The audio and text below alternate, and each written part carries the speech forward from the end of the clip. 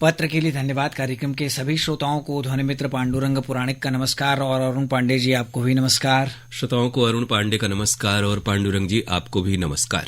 अरुण जी, बहुत सारे ईमेल हमारे पास हैं जी, और जैसा कि आपने देखा ही जी, शुरुआत में तमाम श्रोताओं के कई एक मेल हम लोगों ने जो फरमाइशों के थे उन्हें हम लोगों ने डिलीट किया, और खासतौर से कुछ ताज मोहम्मद एक श्रोता हैं और दूसरे अब्दुल गफ्फार करके भी एक श्रोता थे, और कई और भी दूसरे श्रोता जिन्होंने 10-10, 20-20 मेल इस आईडी पर फरमाइशी गीतों के लिए भेजे हुए हैं। तो उनसे हम फिर कहें कि इस कार्यक्रम में जो मेल आते हैं उन्हें हम गीतों वाले मेल उन्हें हम सिर्फ डिलीट करते हैं और उनके पर कोई हम गानों की फरमाइश पूरी नहीं करते हैं।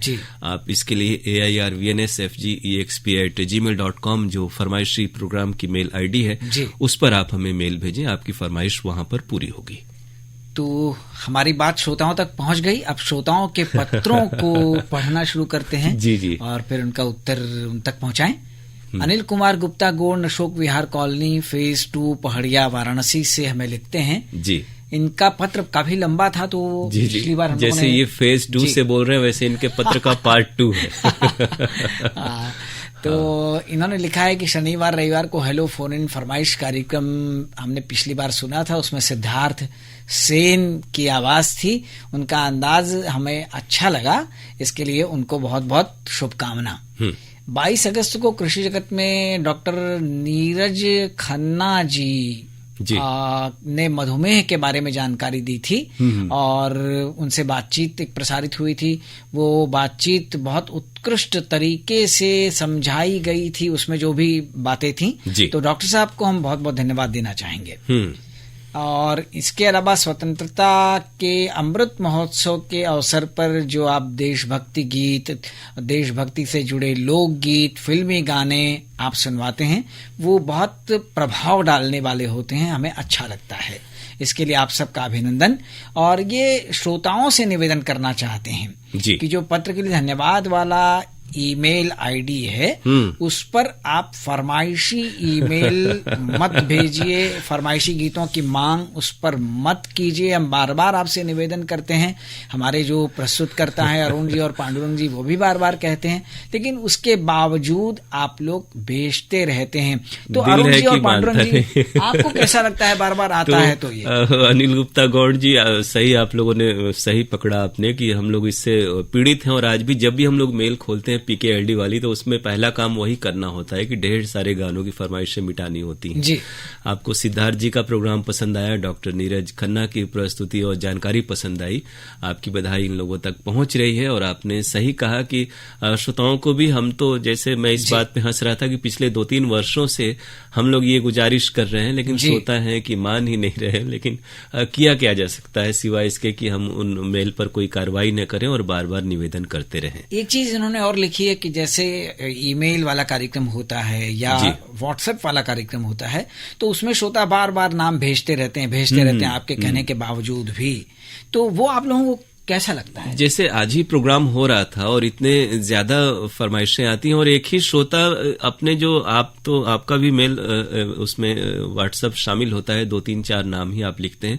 बहुत सारे ऐसे श्रोता हैं जो अपने प्रांत के 3-4 शहरों से 20-25 नाम भेजते हैं, और इस कारण से क्या होता है कि बहुत ज्यादा नाम हो जाते हैं। और हमें लग रहा है पांडुरंग जी की जितनी रियायत और इस तरह का अपनी ओर से उदारता हम लोग दिखाते हैं, अन्य केंद्रों पर ऐसा नहीं होता, और हम लोग बहुतायत शामिल करते हैं, लेकिन कार्यक्रम की गुणवत्ता इससे ये प्रभावित होती है कि गानों के जो अंश आप ज्यादा सुन पाते हैं वो आप कम सुन पाते हैं। और एक ही श्रोता बार बार, अगर 10 फिल्में हैं तो वो 10 फिल्मों के लिए भी और 20-30 बार वो मैसेज भेजते हैं।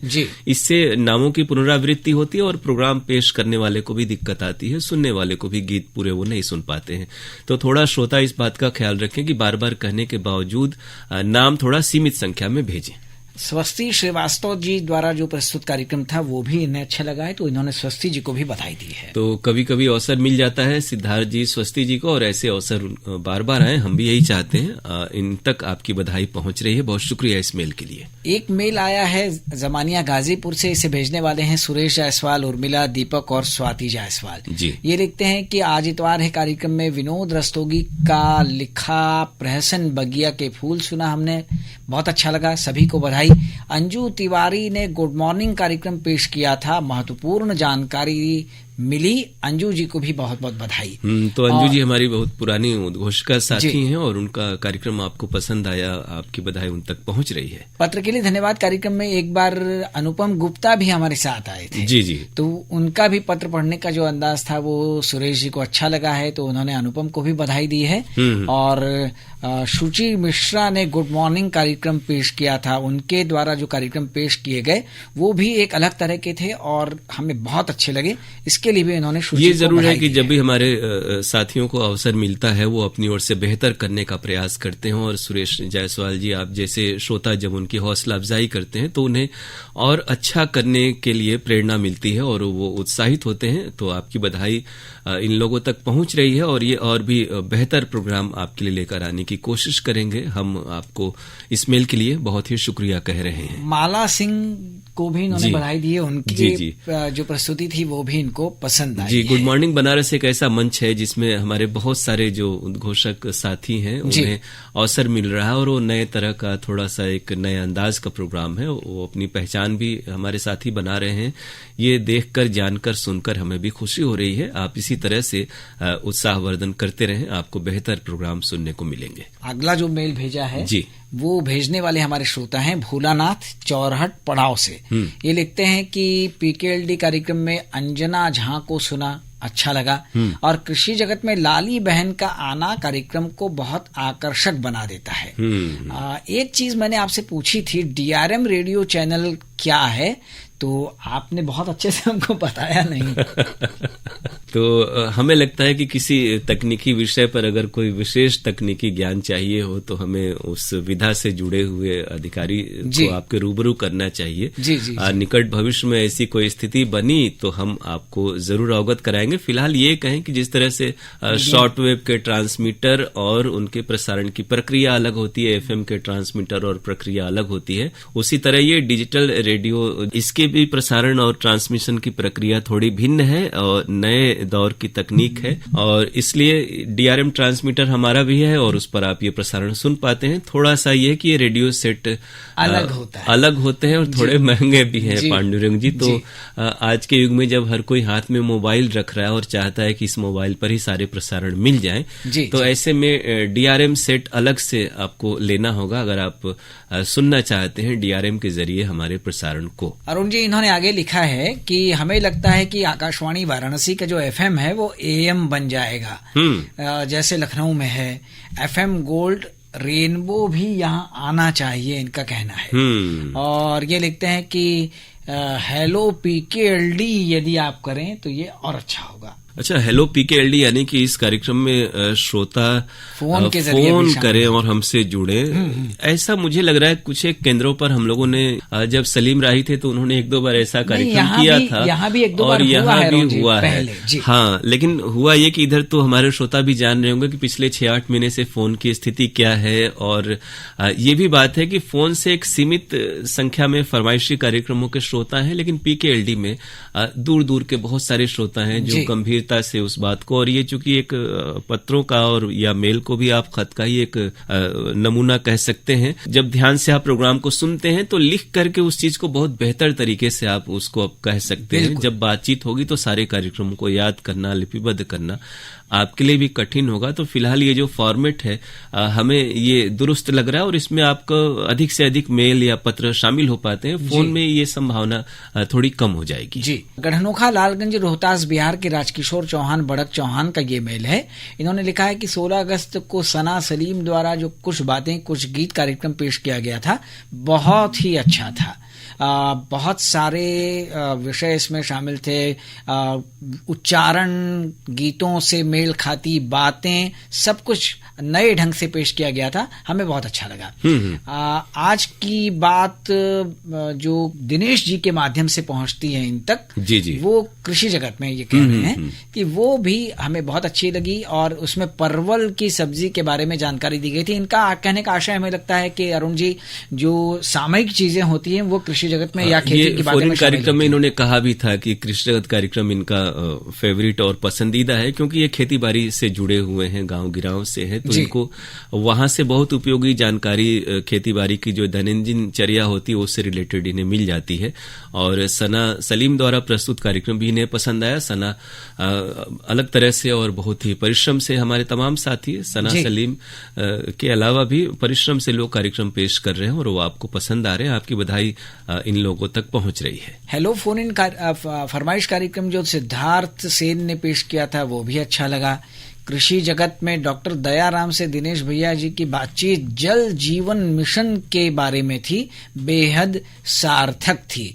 21 अगस्त को आज इतवार है में पीजी भट्टाचार्य की कलम से निकली झलकी माया पेश की गई, वो पसंद आई। 22 अगस्त को स्वास्थ्य में जयते कार्यक्रम में मधुमेह विशेषज्ञ डॉक्टर नीरज खन्ना से धोरे मित्र भैया पांडुरंग पुराणिक जी की बातचीत थी, वो हृदय स्पर्शी थी। स्वास्थ्य वर्धक बातें सुनने को मिली, कोटि कोटि धन्यवाद।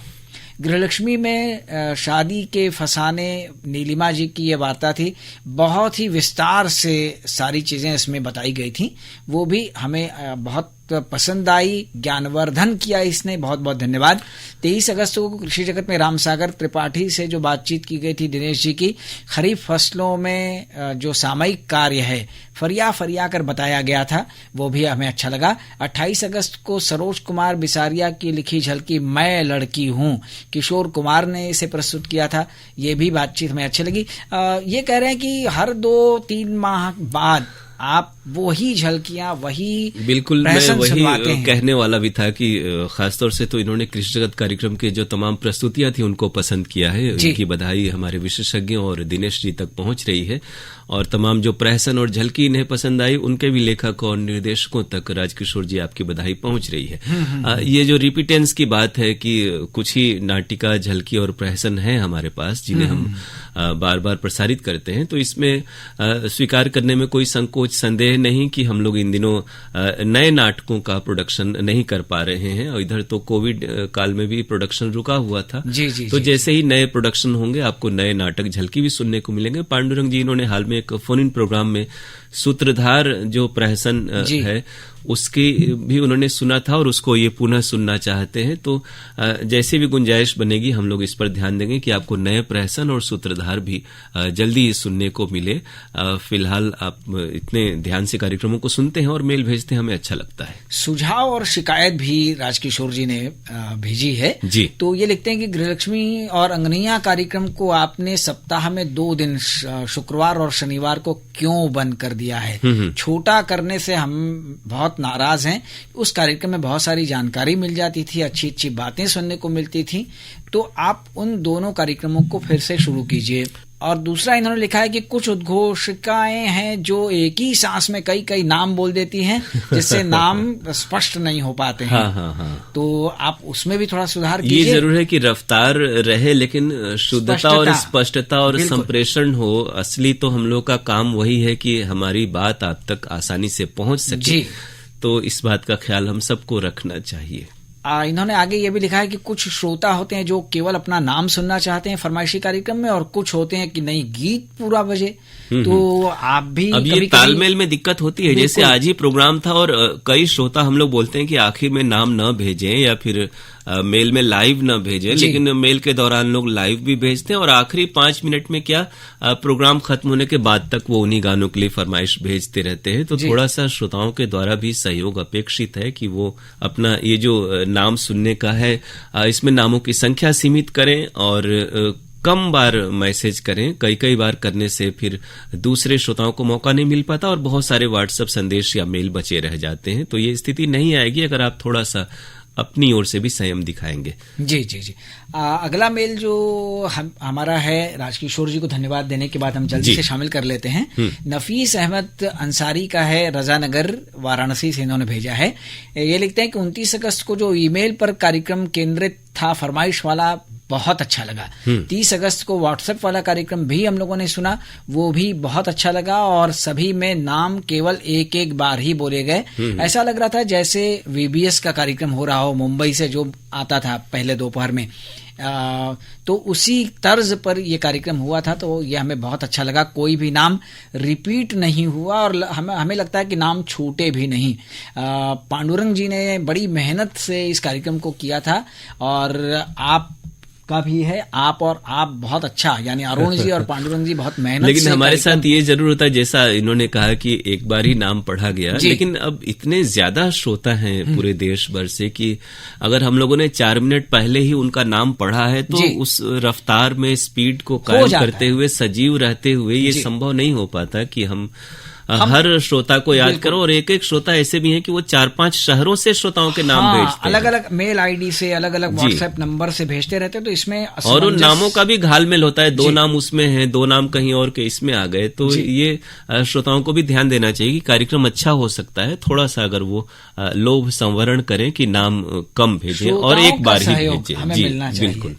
और दूसरी बात अरुण जी, इन्होंने लिखा है कि कार्यक्रम विवरण आपने दोपहर में और जो बताते थे वो कभी कभी शाम को भी नहीं बताते हैं, तो ये चीजें अगर फिर से शुरू हो जाएं, तीनों सभाओं में कार्यक्रम विवरण प्रसारित होने लगे तो बहुत उपयोगी होगा। अभी जैसे इससे पहले राजकिशोर जी ने भी कहा था कि गृहलक्ष्मी और अंगनैया कार्यक्रम कम हो गया है, आपने कहा कार्यक्रम विवरण, तो परिवर्तन प्रकृति का नियम है पांडुरंग जी, और निकट भविष्य में स्थितियां बनी तो आपको ये परिवर्तन जो आप चाहते हैं वो भी आपको देखने सुनने को मिलेंगे। फिलहाल इस मेल के लिए हम आपको शुक्रिया कह रहे हैं। तो अब विदा लेने की बारी आ गई अरुण जी, ढेर सारी शुभकामनाएं देते हुए विदा लेते हैं और कहते हैं नमस्कार।